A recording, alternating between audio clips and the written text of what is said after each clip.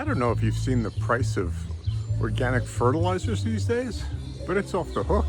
But I've since found an organic fertilizer that just might beat everything. So I saw this on another YouTube channel, and I've used a form of it before, but never as a liquid fertilizer. And that's what I want to do now, is make a liquid fertilizer that can be immediately taken up by plants. So let me show you what I'm talking about. You may have heard of this plant before. It's called comfrey. It's one of those miracle plants. Not only does it have medicinal purposes, you can make a comfrey tea out of it and drink it. It's supposed to cure all kinds of ailments from colds and the flu. You can mash it up into a salve and you can put it on a cut and it'll heal the cut. This plant, its roots dig deep into the ground and reaches nutrients and minerals unavailable to plants with a more shallow root system.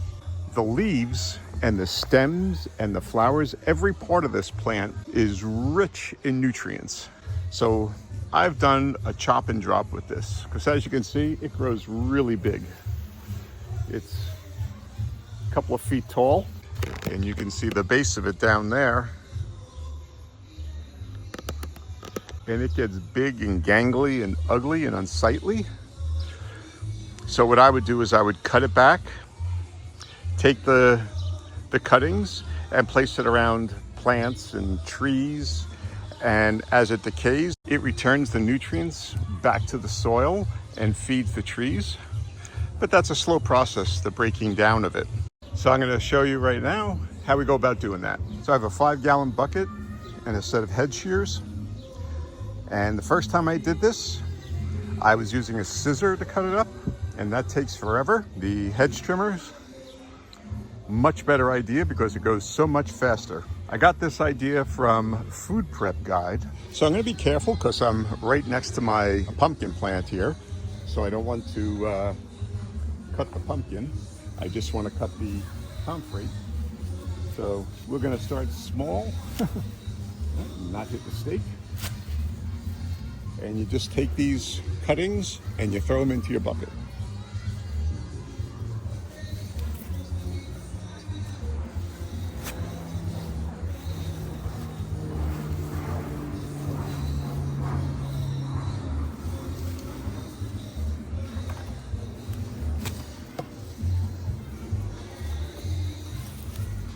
I find it's a good idea not to fill your bucket too much. It goes a little bit quicker, a little bit easier. And then you just take your shears and you start chopping it up. As I said, when I first did this, I used scissors because that's what Food Prep Guide did. But this makes it a lot quicker and easier. And you want to cut it down in really small pieces, as small as possible, because you're able to release a lot more of the nutrients faster. You don't have to. You could just take the cuttings, throw them in the bucket, and fill it with water. And you just have to let it sit a little bit longer. But chopping it up, it only takes 3 weeks.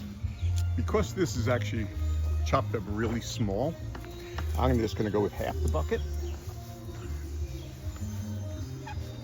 Because I've got it, as I said, chopped up really small. So once you've got this, we're gonna go fill it up with some water. One thing I forgot to mention, when you're cutting back this plant, you can cut this right down to the ground and it'll grow back. You can probably get 3 cuttings a year out of a single plant. So you can have lots and lots of mass to make this comfrey tea, or just to use it in a chop and drop manner and spread it around the base of plants and trees. So it's a very versatile plant and a great one to have around the garden. And you really do want rainwater and not just tap water, because the chemicals in the tap water can kill the beneficial bacteria. So using rainwater is preferable. And this, you're gonna fill until it covers the leaves.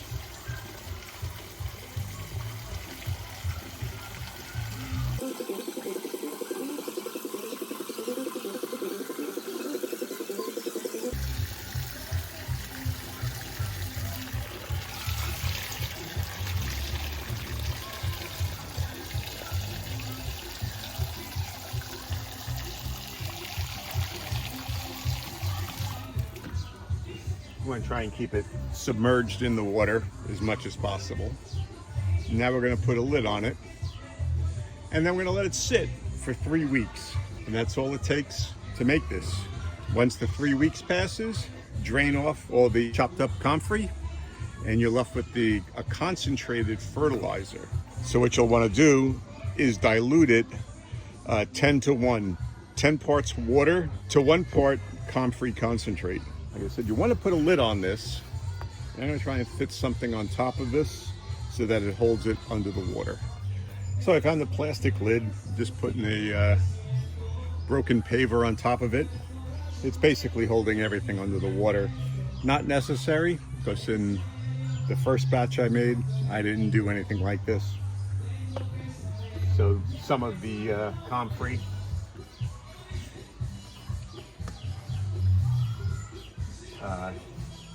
floating on top. So you put a lid on it. I put a label on it and with the date, so I know when I made it. And in 3 weeks time, I can it'll be ready to go as a new batch. Now you take this bucket and you put it in the sun, and that'll really help it bake in there and break down a lot faster and release all the nutrients. So this is the batch I just made. And this is a batch I made 3 weeks ago on 6/9. So I'm gonna open that up. It's probably gonna smell god awful. And then I'll end up filtering out the comfrey leaves floating around and pour off the water. And that way I'll be able to use the concentrate and dilute it. I'm a little scared to open this up. Whew. Well, it doesn't actually smell too bad. Smells, but I also don't want to touch that either. Hold on, I'm going to get something to move that around. So you can see it's got like a sludge on top, and actually most of the comfrey looks like it's gone. It's broken down into the water. We just got this little bit left. Wow. I could probably leave this go a little bit longer, and all this will end up breaking down too. So maybe it is good to hold it underwater, because this was the stuff that was left on top. So I'm not ready to dilute it just yet, but I do have to fertilize my plants. So I'm going to be using this to fertilize the plants. Cleaned out the bucket mostly, and it's all right if a little bit stays in there. It'll just keep fermenting until it finally disappears. So I want to mix up a 10 to 1 ratio, like I said. So out of this 5-gallon bucket, if I was to dilute the whole thing at that ratio, I would have to do I'd get about 55 gallons out of it, which means I would need like 11 buckets altogether. 5-gallon buckets altogether, or 10 additional ones plus this one. I'm only going to do a little bit at a time. I'm just going to keep it sitting in here and then just replenish a single bucket at a time as I need it. It's about a ½ gallon per bucket of the comfrey tea concentrate that you need. It's actually a little bit less, about 0.45, but you don't need to be so exact. Just so happens I have a pail here that holds about 0.68 gallons. So if I fill this up 2/3 of the way with the solution, that actually comes out to about 0.45 gallons.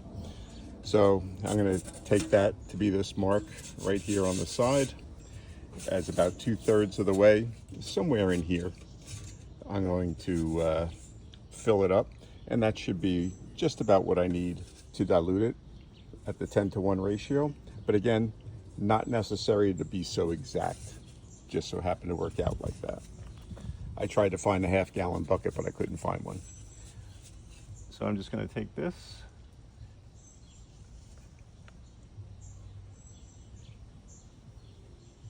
and just try and get the liquid in here as best as possible. And maybe a little bit more. Maybe a lot more now. I think that's pretty good. close enough. Again, not an exact science. And I'm going to dump it into my bucket over here.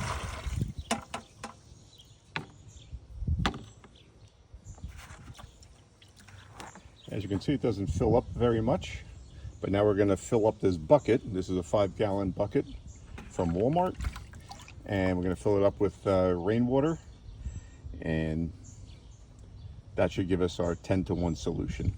Back over here at the rainwater collection area.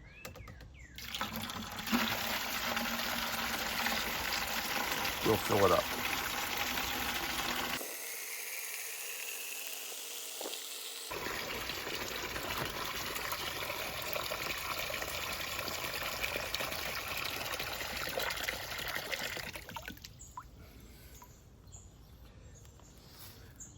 Comfrey tea, I looked it up, has a 1.8, 0.5, 5.5, thereabouts, NPK ratio. So it's heavy on the potassium, light on the phosphorus, and it's got a little bit of nitrogen. Not too much, so you're really not going to ignite any green growth with the, if you give it to plants that really don't need nitrogen. But it's also going to contain a lot of minerals and nutrients in it that all plants need. And that's the real purpose of the comfrey tea. So what I have is just a glass bottle. And all I want to do is put about a cup of solution to each plant. So carefully, not getting this muck on my hands, I'm going to fill up this jar, and that's close enough to a cup, probably a little bit more, but that's okay. And I've got a cucumber plant here, so and I'm just going to give it a drink. I'm going to go over to my pumpkin plants and my tomato plants and give them one as well. So this is my pumpkin plant here. I'm going to do the same thing.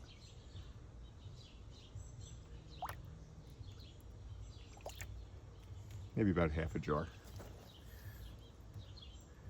And just give them a drink. These are my slicing tomatoes. So we'll give them one.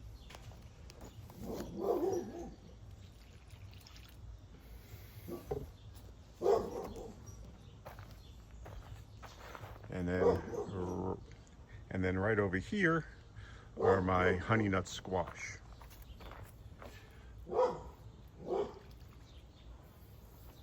Only one of the honey nut squash has really taken off. I've actually got 4 here, because the original 2 were very slow growing at first. So I planted 2 more just in case they were going to die. And so I planted them, and then all of a sudden, one of them took off. The one that looks really full there. And it's got a couple of fruit showing on it. So as you can see, looks like it might start producing fruit. And if the flowers bloom and open up, I'll hand pollinate them. But the tomatoes are looking good. They're producing a bunch of tomatoes on here, and that'll actually be more than I can probably eat myself. So I'm going to go around the rest of the garden and feed the plants that need it. I'm not going to be feeding the cabbage because they're almost at the end of their growing period, and as I'm harvesting them, I don't want to be fertilizing them at the same time.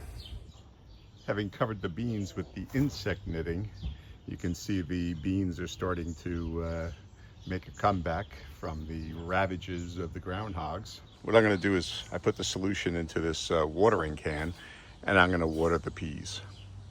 The beans, these are the Great Northern beans.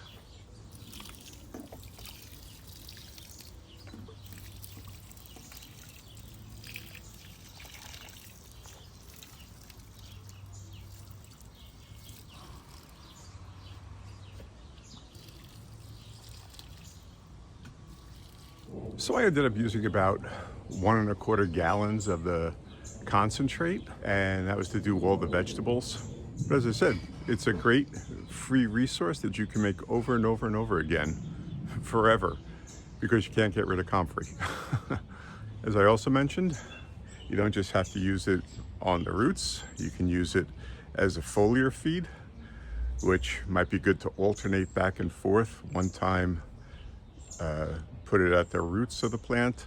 The next time you fertilize, put it into, do it as a foliar feed, using it in a spray bottle. But because it's so nutritious for plants, either way, you can't go wrong. But this is a way to have free organic fertilizer that's really nutrient rich because of the way the comfrey plant digs deep into the soil, pulling up the minerals and nutrients from the ground that just get trapped lower down into the earth that the regular plants can't access. So then you just take that water, as I said, dilute it, and then you feed your plants with it. But if you want to see what we did in the garden last week, check out this video right here, and then subscribe and hit that notification bell. And that way you can follow along in the progress on all of our vegetables as we try to grow a supermarket in our own backyard and make our own fertilizer. Okay, thanks for watching.